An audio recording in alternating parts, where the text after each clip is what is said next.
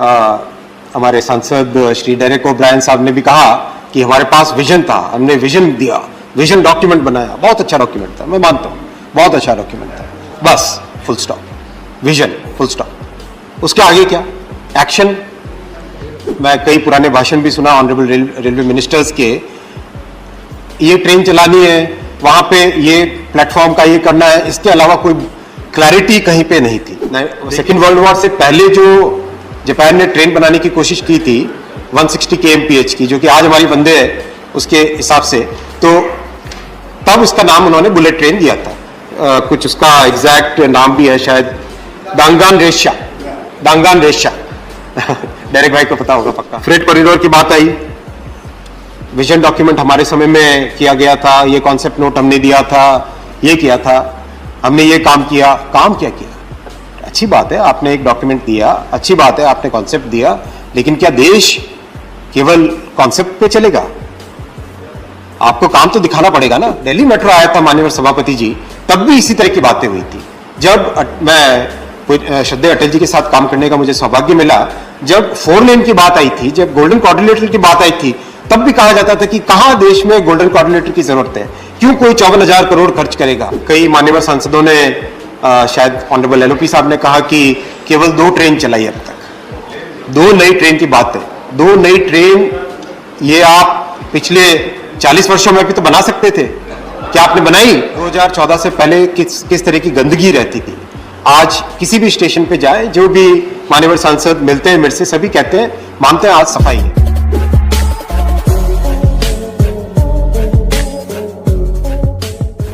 मैं कई पुराने भाषण भी सुना ऑनरेबल रेलवे मिनिस्टर्स के, ये ट्रेन चलानी है, वहां पे ये प्लेटफॉर्म का ये करना है, इसके अलावा कोई क्लैरिटी कहीं पे नहीं थी। लेकिन प्रधानमंत्री जी ने आने के तुरंत बाद में ये बड़ा फैसला लिया, हमें डीजल से हटना है, हमें इलेक्ट्रिसिटी पे जाना है, और उसका रिजल्ट आज हमारे सामने है। आज हम लोग और एक इवैल्यूएशन कर रहे हैं कि आगामी 30 वर्षों के हिसाब से, 40 वर्षों के हिसाब से अगर सोचें तो क्या हमको 2x25 kV पे जाना चाहिए।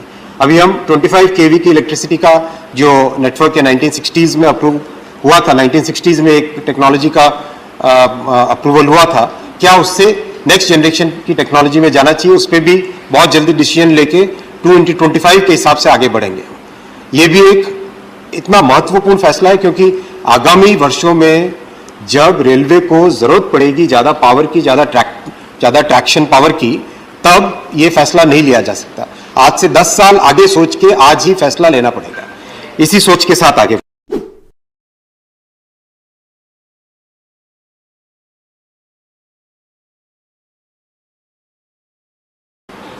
फ्रेट कॉरिडोर की बात आई, विजन डॉक्यूमेंट हमारे समय में किया गया था, ये कॉन्सेप्ट नोट हमने दिया था, ये किया था, हमने ये काम किया। काम क्या किया? अच्छी बात है आपने एक डॉक्यूमेंट दिया, अच्छी बात है आपने कॉन्सेप्ट दिया, लेकिन क्या देश केवल कॉन्सेप्ट पे चलेगा? आपको काम तो दिखाना पड़ेगा ना। तो काम की बात अगर करें, 2004 में जब ये कॉन्सेप्ट नोट आया, 2006 में फाउंडेशन स्टोन ले किया गया, और 2014 तक कितने किलोमीटर कमीशन हुए सभापति महोदय? 0, सिर्फ 0। ये कंडीशन थी, ये कंडीशन थी। आज कितने किलोमीटर कमीशन हुए? 1010 किलोमीटर, 1010 किलोमीटर। मैं आपका क्रेडिट नहीं छीनना चाहता माननीय एलओपी साहब, मैं किसी का क्रेडिट, हम किसी का क्रेडिट क्यों छीने? आपके क्रेडिट में तो बहुत सारी चीजें हैं, 2G है, कोल है, कॉमनवेल्थ है, बहुत सारी क्रेडिट की चीजें हैं, उनको हमें आपका क्रेडिट नहीं चाहिए, हमें आपका कोई क्रेडिट नहीं चाहिए, किसी का क्रेडिट नहीं चाहिए। ये आंकड़े आपके सामने है, ये आंकड़े, I am not yielding sir, मैंने ऐसी कोई गलत चीज बोली भी नहीं है, मैंने कोई ऐसा अनपार्लियामेंट्री वर्ड नहीं बोला है जिसके कारण मुझे यील्ड करना पड़े। क्योंकि विश्व में केवल 3 देश हैं, यूएस, रशिया और चाइना, जो कि इतनी बड़ी, जो माननीय एलओपी साहब ने भी चर्चा की थी, जो इस इतनी बड़ी मात्रा में माल की ढुलाई करते हैं, फ्रेट कार्गो कैरी करते हैं। हम लोग करीब आप टॉप 2 में रहेंगे 1400 के बाद में, 1400 को क्रॉस करने के बाद में। करीब 2 लाख करोड़ का रेवेन्यू है, और करीब 2,40,000 करोड़ का कैपिटल इन्वेस्टमेंट का बजट है। 1 करोड़ का करीब करीब रेल परिवार है।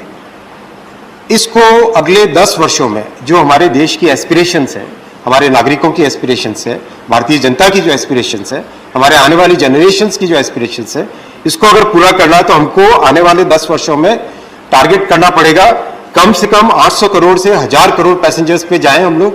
1400 मिलियन टन से 3000 मिलियन टन पे जाने का एस्पिरेशन लेना पड़ेगा।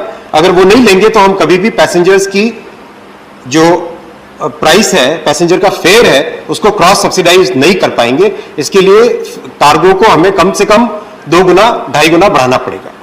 करीब करीब 3.5 लाख करोड़ रेवेन्यू पे पहुंचना पड़ेगा और करीब 3 लाख करोड़ का इन्वेस्टमेंट हर साल करना पड़ेगा, तभी जाके इस देश की एस्पिरेशंस को हम लोग मीट कर पाएंगे। इस सब को करने के लिए सबसे पहले इस सब को करने के लिए आज क्या स्टेप्स लिए जा रहे हैं, ये स्टेप्स अगर आज हम लेंगे तभी जाके इसके रिजल्ट्स आने वाले 2-3 वर्षों में, 4 वर्षों में, 5 वर्षों में आने लगेंगे। सबसे पहला यात्रियों की दृष्टि से, आम हमारे भारतीय जनता की दृष्टि से, आम नागरिकों की दृष्टि से सबसे पहले क्या?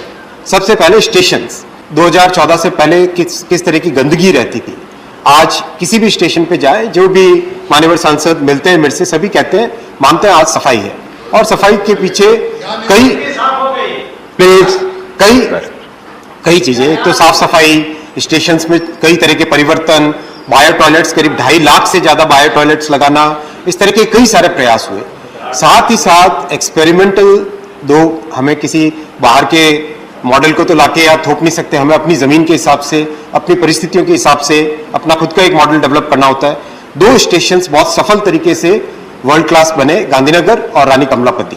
अब उससे जो लर्निंग्स मिली है, उन लर्निंग्स से, उनसे जो सीखने को मिला, उससे हम कैसे आगामी वर्षों में, आगामी महीनों में 40, 50, 60 स्टेशंस किस तरह से ले, और उससे एक इस तरह से जो रैपिड कंस्ट्रक्शन की टेक्नोलॉजी है उसको हम जल्दी से जल्दी सीखे।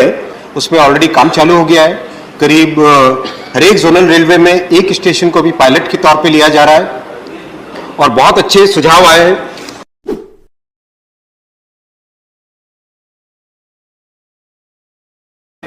कई मान्यवर सांसदों ने, शायद ऑनरेबल एलओपी साहब ने कहा कि केवल 2 ट्रेन चलाई अब तक। 2 नई ट्रेन की बात है।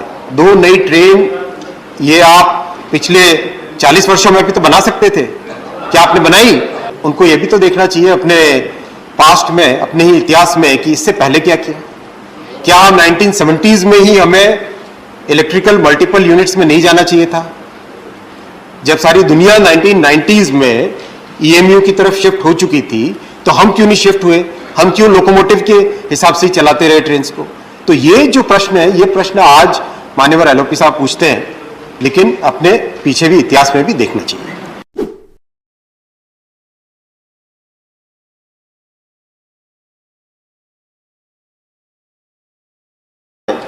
सेकेंड वर्ल्ड वॉर से पहले जो जापान ने ट्रेन बनाने की कोशिश की थी 160 kmph की, जो कि आज हमारी वंदे है उसके हिसाब से, तो तब उसका नाम उन्होंने बुलेट ट्रेन दिया था। कुछ उसका एग्जैक्ट नाम भी है शायद, दांगान रेशा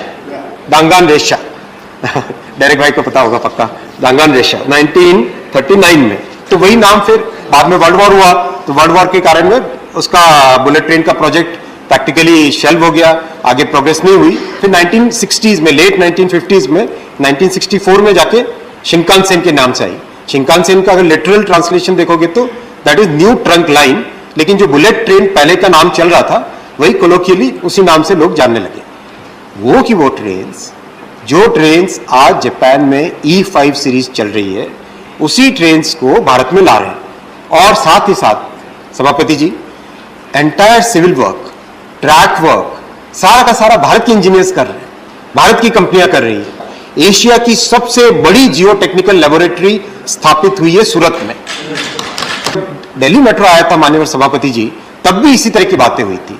जब मैं श्रद्धेय अटल जी के साथ काम करने का मुझे सौभाग्य मिला, जब 4 लेन की बात आई थी, जब गोल्डन क्वाड्रिलेटरल की बात आई थी, तब भी कहा जाता था कि कहां देश में गोल्डन क्वाड्रिलेटरल की जरूरत है, क्यों कोई 54,000 करोड़ खर्च करेगा। ऐसी बातें देखिए करना आसान होता है, क्वेश्चन करना आसान होता है, लेकिन हिम्मत के साथ किसी प्रोजेक्ट को लेके कंसेप्चुअलाइज करके उसको एग्जीक्यूट करना, वो एक बड़ी बात होती है। वो है हमारी सरकार की। आपकी सरकार केवल विजन रखती थी, हमारी सरकार एग्जीक्यूट करती है, काम करती है और हर एक पॉइंट पे एक बारीकी से देख के उसको आगे लेके जाती है। हमारे सांसद श्री डेरेक ओब्रायन साहब ने भी कहा कि हमारे पास विजन था, हमने विजन दिया, विजन डॉक्यूमेंट बनाया। बहुत अच्छा डॉक्यूमेंट था, मैं मानता हूं, बहुत अच्छा डॉक्यूमेंट था। बस full stop, vision full stop. उसके आगे क्या? एक्शन कुछ, केवल एक्शन, केवल विजन की बात, केवल बात करना, केवल सामने एक ड्रामेटिक तरीके से रख देना, लेकिन एक्शन कुछ नहीं।